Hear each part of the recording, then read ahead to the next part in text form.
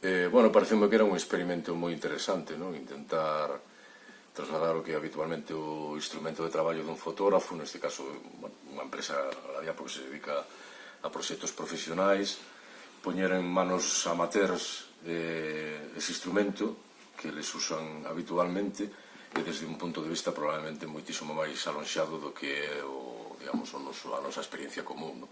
En este caso, o traballo con Andrés creo que era un traballo moi alonxado do pudor, digamos, dos presuizos así habituales que pode haber nunha sesión de fotos convencional, e creo que bueno, que intentamos en todo momento chegar a lugares que estaban basicamente desvinculados de todo este tipo de vergonzas que nos asisten, non? Cando estamos nunha sesión de fotos. Despois de facelo xa con Andrés, creo que, bueno, Andrés é un rapaz maravilloso, moi intuitivo, eu creo que dos fotógrafos, por fortuna tamén máis rápidos cos que traballei nunca, porque ten unha capacidade de captación así instantánea das fotos.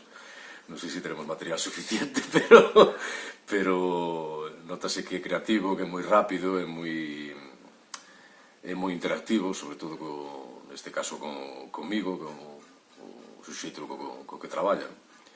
E esa experiencia sí que creo que é bastante persoal, é dicir, é moi difícil que un chegue a ter tantísima interacción con fotógrafos. Normalmente hai unha, ainda que haxa moitísima complicidade, sempre hai unha pequena pantalla entre os dous activos, non? Nunha sesión de fotos. En este caso, con Andrés estamos permanentemente rompendo esa cuarta pared, non? Se queres, entón creo que foi unha experiencia totalmente sorprendente, e creo que moi didáctica en moitos sentidos para todos nós, para os que estamos diante da cámara, para os que estamos detrás. En este caso, como estaba todo bastante mesturado e bastante revolto, creo que foi moi